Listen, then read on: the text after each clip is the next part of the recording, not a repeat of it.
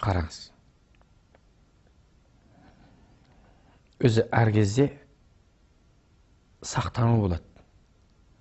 Әркімнің өзінің бойында бір семьяның өзінің бір құпиясы болады. Мемлекет түгілі. Сақтану үшін аулы жасайды.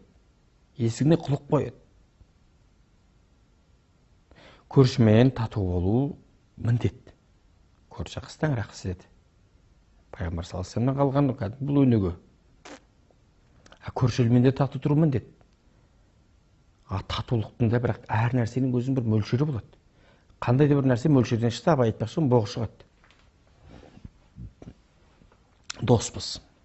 Біз орыспен де доспыз, Қытаймен доспыз, Америкамен доспыз, өзбекпен доспыз, қырғызбен доспыз, анамен доспыз, мынамен доспыз. Бәріне доспыз. Бірақ достық дегеніміз, дос болу дегеніміз бейқам болу емес.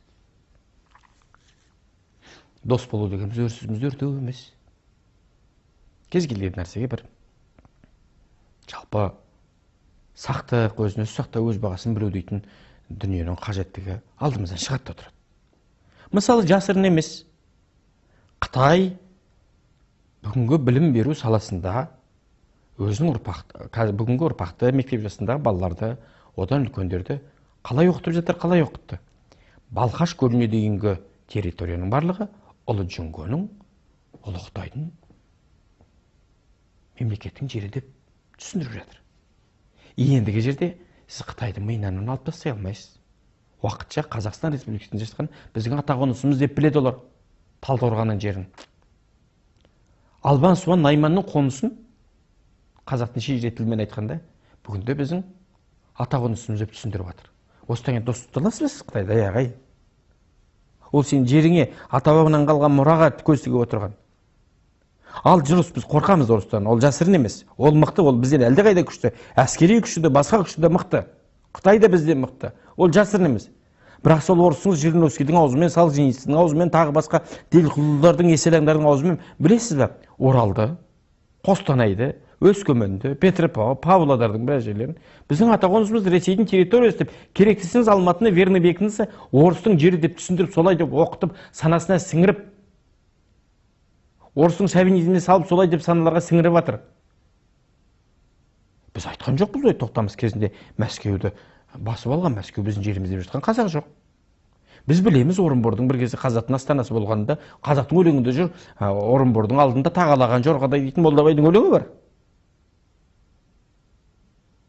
Біз қарсы территориялық претензия жасап жатырмыз оған. Жасап жатқан жоқпыз. Яғни бізге орыстың жанасы еді деу бекер, Қытайдың жанасы еді деп айту бекер. Өзбек ағайындар Қазақстанда өмір сүріп жатқан ешқандай жасырын емес. Біз ешқандай диаспора емеспіз. Біз ата-қонысымызда отырмыз. Сайрам Түркістан өзбектің ата-қонысы дейді. Солай деген талай куәсі болдық. Ағайын, қазақтың үшпейінің екеуі Өзбекстанның территориясында жатыр. Әйтеке Тамдыда жатыр, Нұратада. Бүгінде Өзбекстанның территориясында. Төле би Ташкентте жатыр. Ол Өзбекстанның астанасы ағайын. Не дейміз? Не болдық? Ағайын, етек-жеңімізді қымтамасақ біз не боламыз? Елдің бәрі қазақтың кең даласының дәмесі бар. Сен мықты болмасаң, сен рухани тұғырың мықты болмаса, сен тілің дінің тұтас болмаса, сен бір-біріңді сүймесең, бір-біріңді тас түйін бірлігің болмаса, тас жұдырып қойып бірігіп отырмасаң, осы оң тазының ортасында түскен қоян сияқты жұлынып тістегеннің аузында ұстағанның қолында кетуіміз кәдік біздің. Сондықтан да бізге тұтастық ауадай қажет. Қазақтың бірлігі қажет. Сопы болып, зікірші болып, анау болып, мынау болып, бөлініп, үйтіп-бүйтіп біріміздің артымыз бір шұқып жатқан кезде қазақты қазір туталақайын шығарып, қанталапайға салайын деп отқанын біз біліп отырмыз ба? Өкінішке орай біліп отырған жоқпыз. Көп қазақтың өкінішке орай қашанда жаулаушының қолында құрал солай болған. Кенесары неге жеңілді? Кенесары неге жеңілді, ағайын? Наурызбайдың албырттығы, Қоңырқұлжаның сатқындығы, Сыпатайдың салғырттығы себеп болды. Біріккен жоқ. Сосын аяқ аспаннан келді. Ахмет неге атылды? Сәкен неге атылды? Өйткені жапондық шпион дегенде ешкім оған ара түскен жоқ. Сол кезде Сәкенге, Жүсіпбекке, Ілиясқа, Мағжанға жала жауып жатқан кезде шоқ-шоқ деп сырттан ағайын қандасы қарап отырды. Кетсе кетіп қалсыншы, жүрсе өтіп кетсінші деп. Ғабит сияқты асылдарға өте кенде болдық. Бейімбет жау болса мен де жаумын дейтін адам өте аз шықты. Қазір қараңыз интернетте. 37 жыл болса бір-бірімізді атып жіберуге дайырмыз. Бір-бірімізді етімізді тірідей жеуге дайын болып отырмыз. Сол интернеттегі жаланы жауып жатыр. Соның астына реплика қараңыз. Бірін-бірі қазақ қорғамай отыр. Аяғы не болады? Аяғы қазақтың құруына алып келуі мүмкін, ағайын. Біз ойлануымыз керек. Бізге тұтастық керек. Біріңді қазақ, бірің дос көрмесеңіздің бәрі бос.